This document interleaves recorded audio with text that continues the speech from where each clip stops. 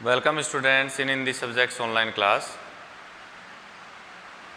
सुप्रभात बच्चों। हम पिछली क्लास में हमारा जो चैप्टर नंबर 6 है उसके बारे में बात कर रहे थे। उस चैप्टर का जो हेडिंग है, उस चैप्टर का जो नाम है वो है पार नज़र के। चैप्टर का नाम है पार नज़र के। हमने उस चैप्टर के बारे में जाना था कि कौन कौन सी उसमें चीज़ें शामिल होंगी। उस चैप्टर का जो मेन थीम था वो क्या था, एक बार हम उसको पुनः रिवाइज कर लेते हैं। पार नज़र का जो चैप्टर है उसके अंदर यह एक कल्पना मात्र है, क्योंकि उसमें मंगल ग्रह पर जीवन को दिखाया गया है, जबकि आज दिन तक हमें और वैज्ञानिकों को ये खोज करने पर यह प्राप्त नहीं हुआ है कि वहाँ पर जीवन संभव है या नहीं है। आज दिनांक तक तो ऐसा ही है कि मंगल ग्रह पर जीवन का विकास संभव नहीं है, लेकिन इस कहानी में मंगल ग्रह पर व्यक्तियों का निवास दिखाया गया है। तो यह एक कल्पना है जिसमें छोटू नाम का एक छोटा बच्चा रहता है। वो एक सुरंग बना करके उनका परिवार और बाकी सारे जो मंगल ग्रह के निवासी हैं वो ज़मीन के नीचे, धरातल के नीचे सुरंग बना करके रहते हैं। छोटू एक दरवाजे को रोज़ देखता है जिसमें से होकर के पापा और उसके बाकी साथी जो हैं वो काम करने के लिए धरातल पर जाते हैं। तो छोटे बच्चों को इस तरह की चीज़ें देख करके क्या लगता है कि हमें भी वो चीज़ देखनी है कि हमारे पापा और बाकी सभी कहाँ जाते हैं। तो छोटू को भी ये क्यूरियोसिटी थी। वहाँ पे क्या था, उस गेट से बाहर जाने के लिए एक सिक्योरिटी पास की ज़रूरत पड़ती थी। छोटू ने अपने पापा का सिक्योरिटी पास चुराया और उस सिक्योरिटी पास की मदद से गेट के बाहर चला गया, लेकिन वहाँ पे जो सिक्योरिटी कैमरास थे उन्होंने उसको देख लिया। उन सिक्योरिटीज़ कैमरा को ये लगा कि यह छोटी जो चीज़ है, कैमरा जो है वो व्यक्ति को उसकी शक्ल से, उसकी हाइट से, उसके रंग रूप से सब तरह से देख पाता है। तो वो कैमरे इस तरह के थे कि उन्होंने तुरंत उस चीज़ को देख करके, यानी कि छोटू को देख करके एक अलार्म बजा दिया खतरे का कि वहाँ कोई ऐसा व्यक्ति या ऐसा कोई असामान्य जीव आ गया है जो कि रोज़ाना नहीं जाता, क्योंकि छोटू रोज़ तो उस गली से या उस सुरंग से होकर के जाता नहीं था।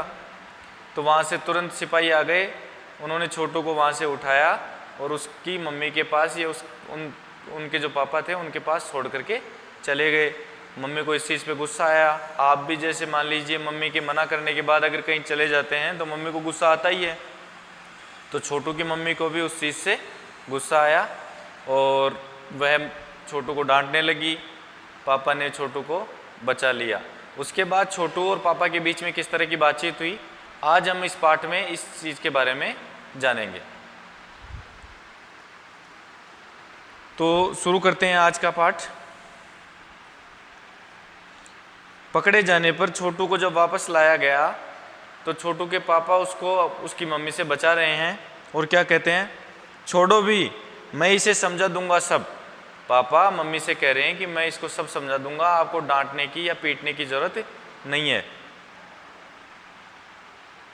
फिर से वह ऐसी गलती कभी नहीं करेगा। पापा ने छोटू को बचा लिया। बोले, छोटू मैं जहाँ काम करता हूँ ना वह क्षेत्र ज़मीन से ऊपर है, आम आदमी वहाँ नहीं जा सकता। आम आदमी का मतलब है आप नहीं जा सकते और आप जैसे अन्य आम आदमी जो कि हमारी तरह एक विशेष कार्य से ऊपर नहीं जाते, तो उनका वहाँ जाना मना है, क्योंकि वहाँ के माहौल में कोई जी ही नहीं सकता, क्योंकि धरातल पर कोई भी व्यक्ति सामान्य रूप से अपना जीवन नहीं बिता सकता। हम धरातल के नीचे इसीलिए रहते हैं क्योंकि वहाँ पर जीवन जीना संभव नहीं है। तो फिर आप कैसे जाते हैं वहाँ?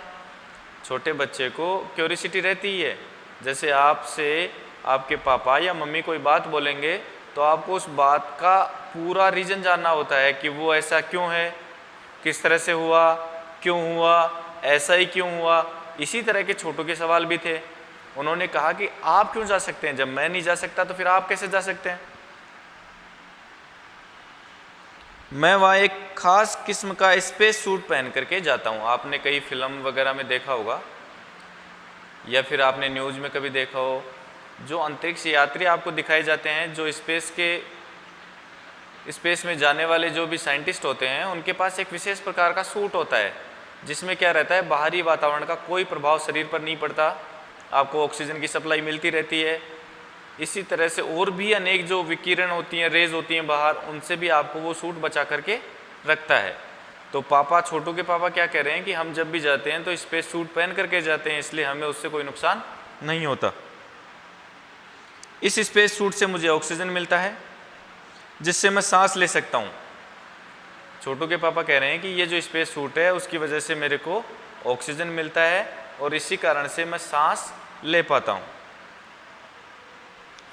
इसी स्पेस सूट की वजह से बाहर की ठंड से मैं अपने आप को बचा सकता हूँ।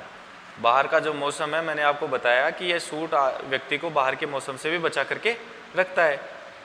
तो छोटू के पापा कह रहे हैं कि यह मेरे को एक तो ऑक्सीजन की सप्लाई देता है और जो बाहर की ठंड है उससे मेरे को बचा करके रखता है। खास किस्म के जूतों की वजह से ज़मीन के ऊपर मेरा चलना मुमकिन होता है। मैं जूते भी एक स्पेशल टाइप के पहनता हूँ ताकि ज़मीन जो है, जो धरातल है, उस पर मैं आसानी से चल पाऊँ। ज़मीन के ऊपर चलने फिरने के लिए हमें एक विशेष प्रकार का प्रशिक्षण भी दिया जाता है। हमें ये स्पेस सूट पहना करके और ये जूते पहना करके चलने की ट्रेनिंग दी जाती है। ऐसे सीधे से अगर पहन करके हम चले जाएंगे तो हमारा भी वहाँ चलना संभव नहीं है। तो छोटू के पापा समझा रहे हैं कि हमें इस चीज़ के लिए एक स्पेशल ट्रेनिंग दी जाती है कि आपको ऊपर जा कर के किस तरह से चलना है, किस तरह से अपना काम करना है। तो इसीलिए किसी भी आम आदमी का वहाँ जाना संभव नहीं है।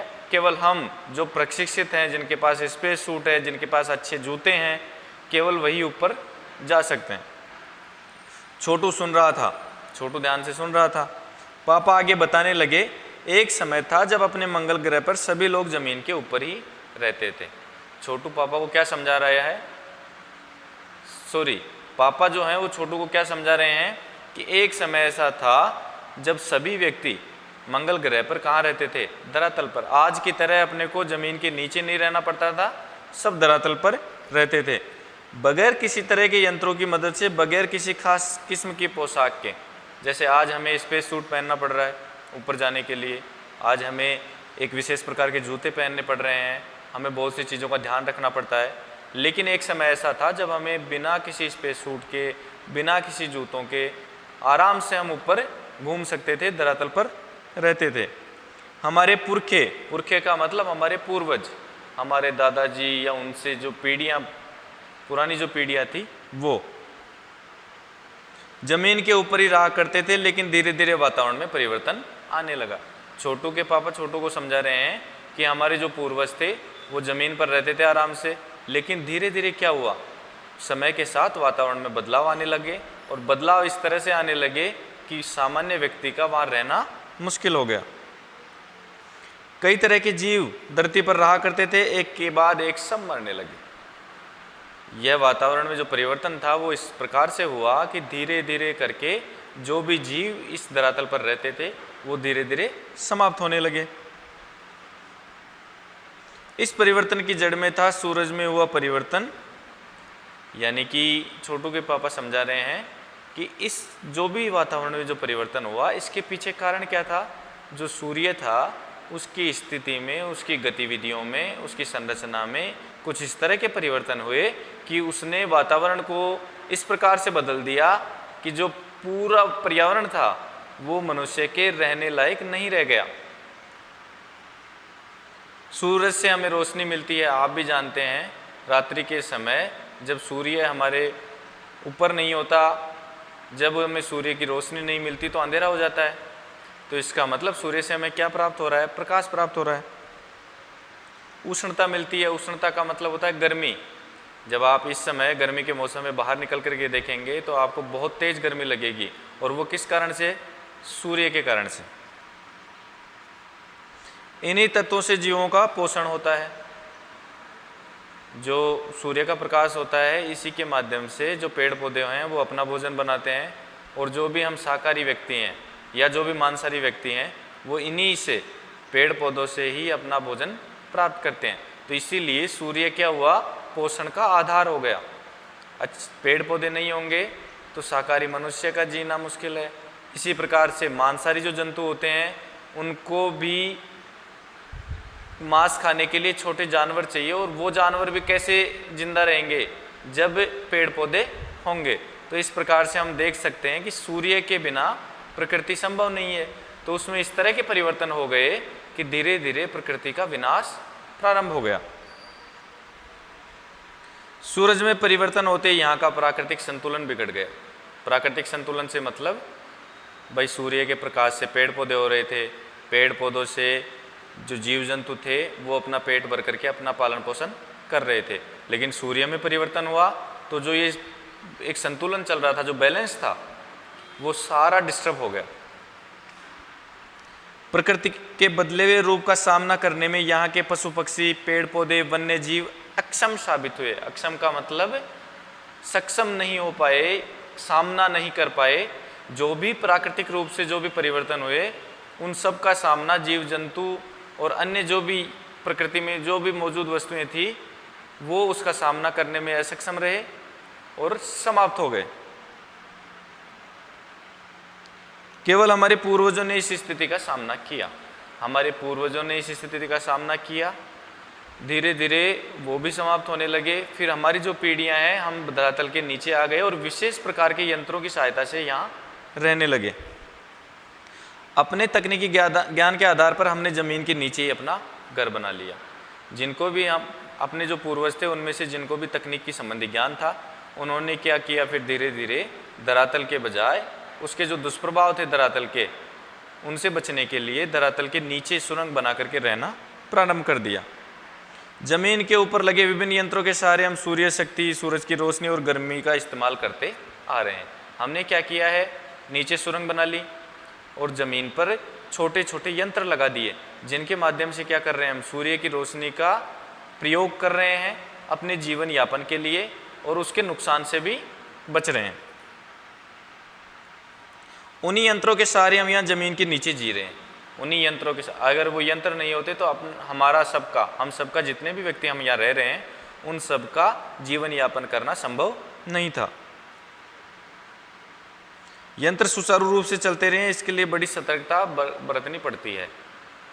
छोटू के पापा छोटू को समझा रहे हैं कि ये भी जो भी यंत्र हैं वह सही ढंग से चलते रहें, इसके लिए हमें विशेष ध्यान रखना पड़ता है। अगर थोड़ी सी भी मिस्टेक हुई और कोई यंत्र बंद हो गया तो अपना पूरा जो भी यहाँ पे रहने वाले व्यक्ति हैं उन सब पे जीवन का संकट पैदा हो जाएगा। मुझ जैसे कुछ चुनिंदा लोग इन्हीं यंत्रों का ध्यान रखते हैं। मैं और मेरी टीम, जो भी मेरे साथ आदमी काम करते हैं, वो सब इन्हीं यंत्रों की देखरेख का कार्य करते हैं और हमारी जो टीम है उसको इस चीज़ के लिए ट्रेनिंग मिली हुई है। बड़ा हो जाऊंगा तो मैं भी यही काम करूंगा। छोटू क्या कह रहा है, जैसे आप छोटे बच्चे के सामने किसी चीज़ की बहुत अच्छी बातें बताओ, बड़ाइयाँ करो, तो उसको क्या लगता है कि मैं वही बनूंगा। आप किसी वकील की बड़ाई करोगे, या जैसे आपके सामने मैं किसी वकील की बड़ाई कर रहा हूँ कि वकील अच्छे होते हैं, वकील का ये काम है, वकील के पास ये शक्ति होती है, तो आप सभी क्या सोचेंगे, सभी नहीं तो कुछ बच्चे ये सोचेंगे कि नहीं मेरे को तो वकील ही बनना है। इसी तरह से मैं अध्यापक के पेशे की आपके सामने बड़ाई करूं या फिर किसी प्रशासनिक अधिकारी के बारे में, आपके बारे में अच्छी अच्छी चीज़ें बताऊं मैं आपको, तो छोटे बच्चों को हमेशा क्या लगता है कि जो भी अच्छी चीज़ है वो मेरे को भी करनी है, जो नई चीज़ है वो भी मेरे को करनी है। इसी तरह से छोटू को भी क्या लगा कि पापा जब हम बड़े हो जाएंगे तो मैं भी आपकी तरह यही काम करूँगा। बिल्कुल, मगर उसके लिए आपको खूब पढ़ना होगा। छोटू के पापा ने क्या कहा कि हाँ आप कर सकते हो, लेकिन उसके लिए आपको बहुत सारी पढ़ाई करनी होगी, माँ और पापा की बात भी सुननी होगी। माँ और पापा की बात सुननी होगी। माँ ने कहा, यह चीज़ किसने कही, पापा ने नहीं, माँ ने कही कि आपको इसके लिए बहुत सारी पढ़ाई करनी पड़ेगी। मम्मी और पापा की बहुत सारी बातें जो हम कहते हैं करने के लिए, वो भी आपको माननी पड़ेंगी। दूसरे दिन छोटू के पापा काम पर चले गए।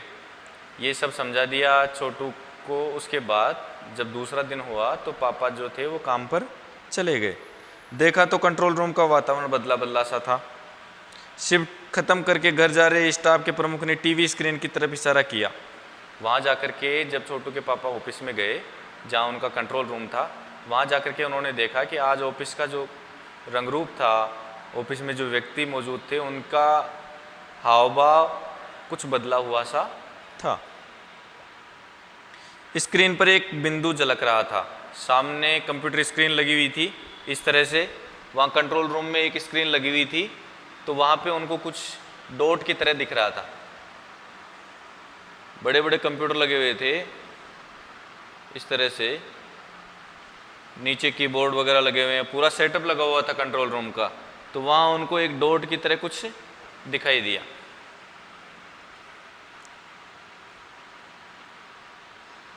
वह बताने लगा,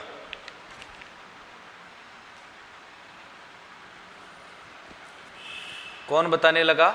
जो भी स्टाफ था ना उनका, उसमें किसी एक को हेड बना रखा था, तो हेड ने टीवी की तरफ इशारा किया, स्क्रीन की तरफ, और उसने बताया, कोई बात बताई छोटू के पापा और वहाँ पे जो भी और लोग मौजूद थे उनसे। यह कोई आसमान का तारा नहीं है, यह जो दिख रहा है आपको कंप्यूटर स्क्रीन पे। अब कंप्यूटर पे क्या दिख रहा था? उन्होंने जो धरातल पे यंत्र लगा रखे थे उनकी सहायता से उनको बाहर का सब कुछ दिख रहा था। तो स्टाफ के प्रमुख ने क्या कहा कि यह क्या है? आसमान का कोई तारा नहीं है,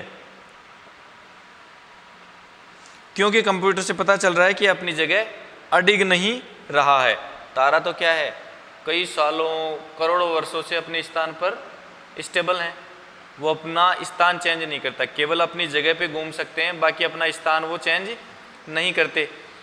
लेकिन यह जो चीज़ थी, यह बिंदु की तरह जो दिख रहा था, वह अपना स्थान परिवर्तित कर रहा था। तो स्टाफ के प्रमुख ने कहा कि अगर ये तारा होता तो अपने स्थान पर टिका रहता, यह अपना स्थान बदल रहा है, इसका मतलब यह तारा तो नहीं है।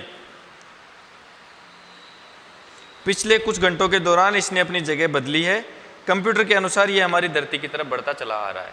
जो कंप्यूटर की हमें बता रहा है बाहर के यंत्रों की सहायता से, वो यह बता रहा है कि पिछले कुछ समय से लगातार यह अपने धरातल की तरफ आ रहा है। तो यह क्या है? आप अंदाज़ा लगा सकते हैं कि यह कोई ना कोई अंतरिक्ष यान है। अंतरिक्ष यान तो नहीं है, छोटू के पापा ने अपना संदेह प्रकट किया।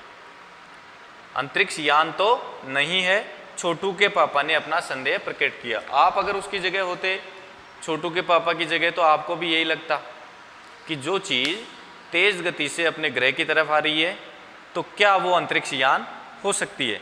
क्योंकि तारा तो वो नहीं है, लगातार अपना स्थान बदल रही है। तो छोटू के पापा को संदेह हुआ कि क्या वो अंतरिक्ष यान है। इसके बाद आज हम इस पाठ में इतना ही पढ़ेंगे। इसके बाद का जो भी चैप्टर है, कल वाली जो नेक्स्ट क्लास होगी उसमें हम देखेंगे कि किस तरह से वो जो बिंदु की तरह जो वस्तु दिखाई दे रही थी वो क्या थी, कहाँ से आई थी, उसका प्रयोजन क्या था। इन सब चीज़ों के बारे में हम अपनी अगली क्लास में जानेंगे। आज की क्लास यहीं समाप्त करते हैं। धन्यवाद।